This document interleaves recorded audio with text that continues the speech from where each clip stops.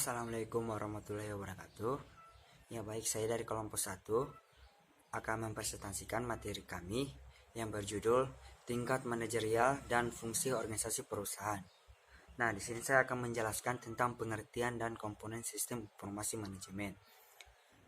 Definisi sistem informasi manajemen adalah suatu sistem yang digunakan untuk mengolah serta mengorganisasikan data dan informasi yang memiliki manfaat dan berguna untuk mendukung pelaksanaan dan informasi yang memiliki manfaat dan berguna untuk mendukung pelaksanaan tugas atau kinerja dalam suatu organisasi.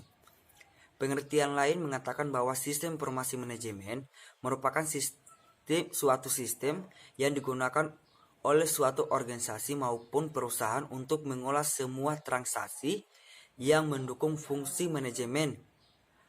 Pengolahan transaksi ini dapat digunakan sebagai dasar pengambilan keputusan. Selain itu, penjelasan sistem informasi manajemen juga dapat dijabarkan sebagai sistem informasi yang menghasilkan output melalui masukan input dan berbagai proses lainnya. Hasil dari proses tersebut digunakan untuk tujuan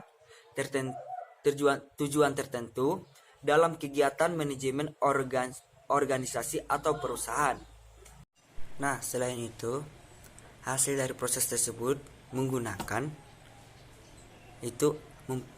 pertama ada hardware, itu menunjukkan peralatan komputer fisik dan alat-alat yang saling berhubungan. Yang kedua, software, itu merupakan istilah yang diberikan untuk instruksi secara langsung dari operasi hardware. Yang ketiga, ada database, berisi semua data yang digunakan untuk aplikasi software. Yang keempat itu prosedur, merupakan komponen fisik karena disediakan dalam bentuk fisik seperti buku, panduan, dan instruksi. Yang kelima itu ada operasi personalia, itu operator komputer, sistem analisis, programmer, pegawai pengolahan data, manajemen sistem informasi, administrasi data, dan lain-lain.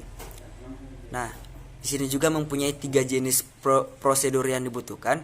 Yang pertama ada instruksi untuk pemakai, yang kedua ada instruksi untuk pengolahan input atau pegawai pengolahan data, yang ketiga instruksi pengoperasian untuk operasi komputer. Selanjutnya akan dijelaskan oleh Widya Rizky Mantau. Assalamualaikum warahmatullahi wabarakatuh. Saya Widya Rizky Mantau. Baiklah, saya akan melanjutkan pembahasan dari materi kelompok kami, yaitu saya akan menjelaskan di bagian manajemen informasi sebagai sumber daya yang penting dalam suatu perusahaan.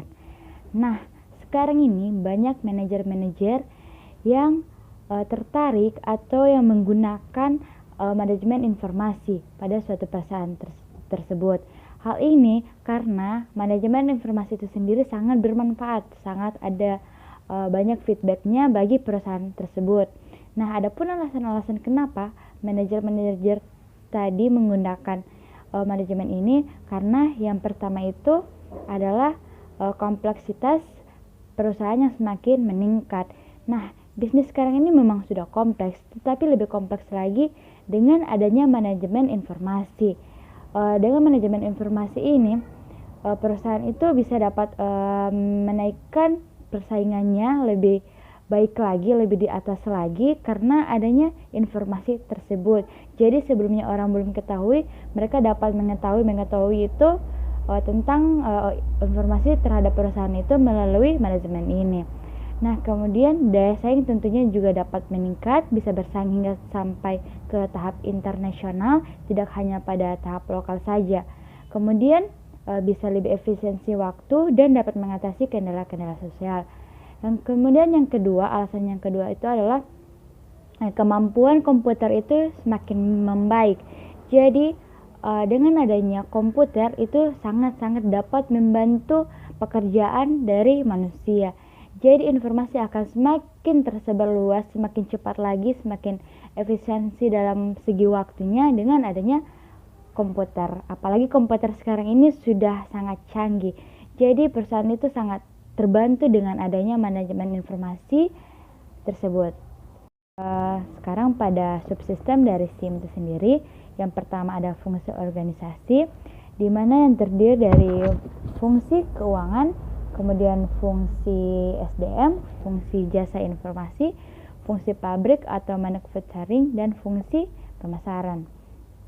Nah, pada fungsi keuangan sendiri memiliki kegunaan untuk menganalisis semua biaya atau keuangan yang diperlukan pada suatu perusahaan tersebut pada saat tahap perencanaan hingga pada operasionalnya nanti. Nah, yang kedua, fungsi SDM itu sendiri gunanya mengatur semua kebutuhan dari pegawainya pada tahap operasional. Nah, yang ketiga, fungsi jasa informasi adalah gunanya itu sendiri pada pemanfaatan nanti sistem informasi untuk dapat menganalisis biaya apakah pada perusahaan tersebut efektif atau tidak. Nah, kemudian fungsi pabrik atau manufacturing itu gunanya itu untuk mengatur perencanaan operasional dalam perusahaan tersebut atau jadwal produksinya dan juga dapat menganalisis. Nah, yang terakhir adalah fungsi pemasaran itu sendiri. Dia memiliki kegunaan untuk ramalan perencanaan pemasaran nanti. Apakah yang akan dibuat untuk meningkatkan produktivitas pada suatu perusahaan tersebut. Assalamualaikum warahmatullahi wabarakatuh. Saya Andrea Abuya akan menjelaskan poin kedua, yaitu aktivitas manajemen subsistem keorganisasian bisnis. Yang pertama yaitu pengolahan transaksi, kedua pengendalian operasional, ketiga pengendalian manajemen, keempat perencanaan strategi, kelima perumusan sasaran dan rencana strategis pengendalian manajemen, keenam perumusan anggaran dan alokasi sumber daya pengendalian operasional, ketujuh penjadwalan aktivitas dan laporan prestasi pengolahan transaksi, kedelapan pengolahan pesanan, pengiriman, dan penerimaan.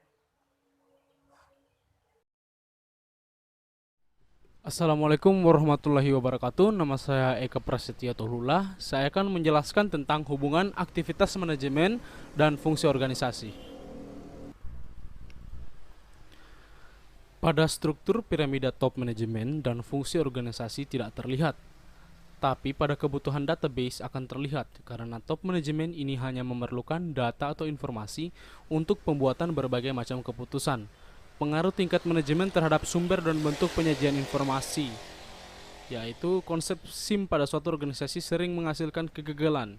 Penyebab-penyebab kegagalan tersebut adalah yang pertama, kekurangan perangkat keras atau lunak, kekurangan tenaga dan prosedur dalam SIM, kekurangan siap tenaga pemakai dan fungsi sebagai sistem baru tersebut. Penggunaan SIM sering menimbulkan pertentangan gagasan.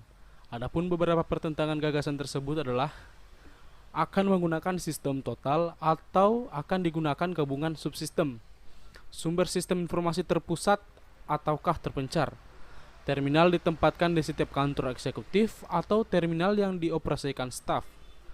Apakah fungsi manajerial sudah siap untuk menerima dan menggunakan teknologi maju sistem informasi ataukah belum siap? Terima kasih.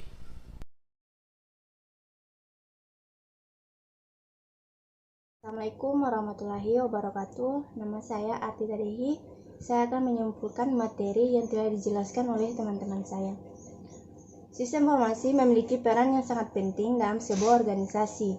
Sistem informasi memiliki peran dalam menunjang kegiatan bisnis operasional, menunjang manajemen dalam pengambilan keputusan, dan menunjang keunggulan strategi kompetitif organisasi.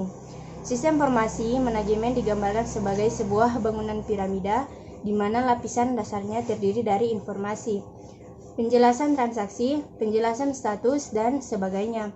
Lapisan berikutnya terdiri dari sumber-sumber informasi dalam mendukung operasi manajemen sehari-hari. Lapisan ketiga terdiri dari sumber daya sistem informasi untuk membantu perencanaan taktis dari sumber daya informasi untuk mendukung perencanaan dan perumusan kebijakan oleh tingkat manajemen, sehingga bangunan piramida tersebut dapat menjadi fondasi bagi perusahaan untuk meningkatkan sistem manajemen dan perusahaan tersebut.